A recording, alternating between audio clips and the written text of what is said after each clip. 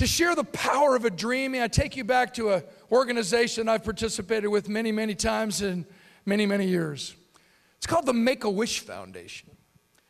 In the Make-A-Wish Foundation, what we do is we raise money for terminally ill children. If this child's last dream wish before he dies is to go to Disneyland or Disney World, we raise enough money to send that child and his or her entire family to Disneyland, Disney World. Disney World being the number one most requested last wish of these young kids battling for life itself.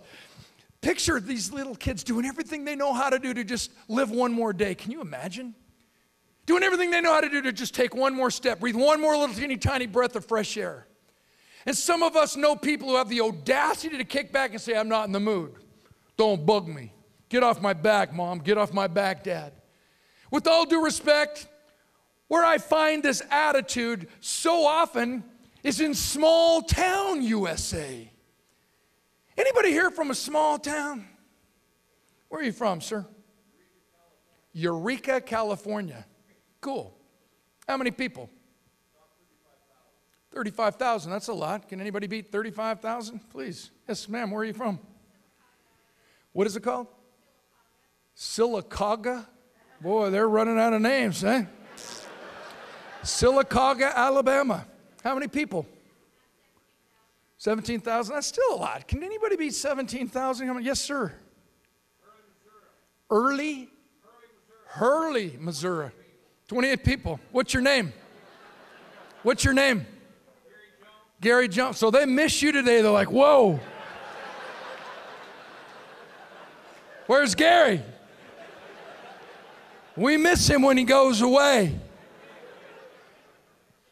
It's going to be tough to meet Kruger's challenge, eh? He's looking at me like, no, we're just going to charge more. By the way, where's Dave? Where's Kruger? 2 sons. I got daughters. Are you into arranged marriages or anything like this? You go into a small town, you interview teenagers. They're the most honest people on our planet. And you ask a teenager in a small town, do you like it here? What do they say? No. Follow-up question, why not? What do they usually answer? There's nothing to do. Where did we get this convoluted idea that it's our community's responsibility to make our lives exciting? We've got it backwards. When we follow a dream, when we understand the power of a dream, it's amazing how we will wake up early and stay up late and do whatever it takes to succeed, not because it's expected by others, but because it's demanded of ourselves. Make-A-Wish Foundation, our little kid, he wanted to play one-on-one basketball with Michael Jordan. He wanted to take all of his buddies with him so that they would believe him. We flew 10 little guys into Chicago, and Michael Jordan, being the class human being that he is, decides he's going to play the little kid at the little kid's game. Little kid's in a wheelchair, so what does Michael Jordan do? Yeah, he gets in a wheelchair too. Sales 101, the only place from which a person can grow is where he or she is. We have to go where they are physically and emotionally. Only there can we gently invite them to buy. It's customer service 101. The only place from which a person can grow is where he or she is. We have to go where they are physically and emotionally. Only there can we take care of their needs, their challenges, their objections. Is it not coaching 101, parenting 101? It's the best possible system of success that you are experts in. Michael Jordan, he went where that little kid was physically and emotionally. So what did he do? He got in a wheelchair too. You should have seen it. Michael Jordan looked like he was caught in one of those revolving doors in the mall. He couldn't even drive it. He's like, whoa, but the little kid was different. He'd been in a chair for a long time. He didn't miss a shot.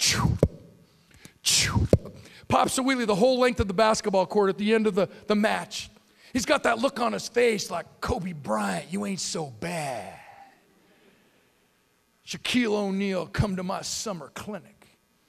Dennis Rodman, when you get through going through menopause, you phone me.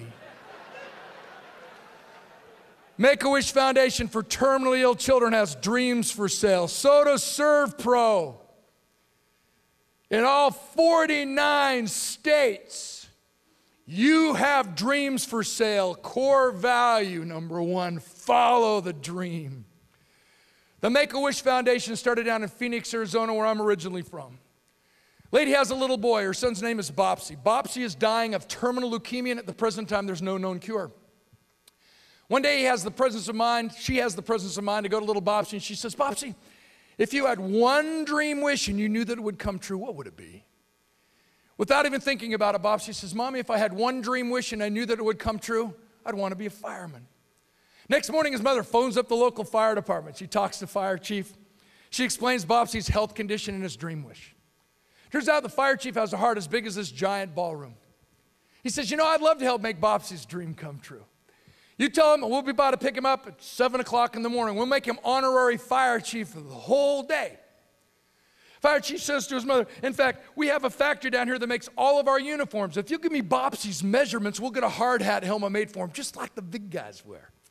We'll get him a yellow slicker jacket to wear. We'll get him big rubber boots, big galoshes to wear, just like the big firemen wear. Sure enough, the next morning, 7 a.m., the local fire department pulls right up in front of Bopsy's house. They all go inside of Bopsy's house. They have Bopsy get decked out in his very own fireman's uniform. They all walk out of Bopsy's house. Looks like a bunch of big ducks, a little teeny duck. Bopsy's walking in the back of this long line of firemen in these oversized rubber boots. All of his buddies are in the neighborhood looking out their windows going, whoa. Bopsy hops on the back of the fire engine. He gets to go out on 3 fire calls. It inspires him to the depth of his being to live 3 months longer than any doctor said he could possibly live.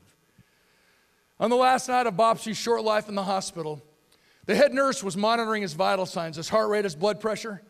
She saw they started to weaken and diminish and fade quickly away. Scrambling, trying to figure out what she could possibly do for this little guy in his last few moments. Obviously, the nurse phoned up his mother, and she immediately raced to the hospital.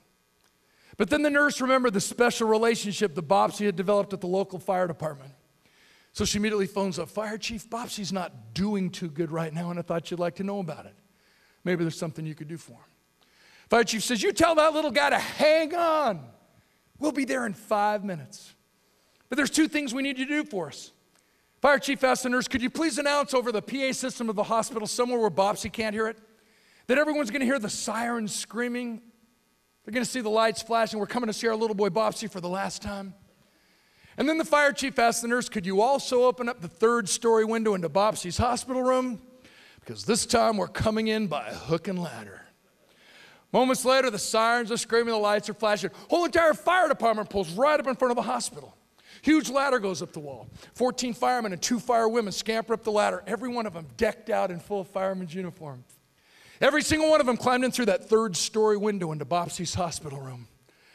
They kissed him, they held him, they cuddled him, they caressed him with tears streaming down everyone's cheeks.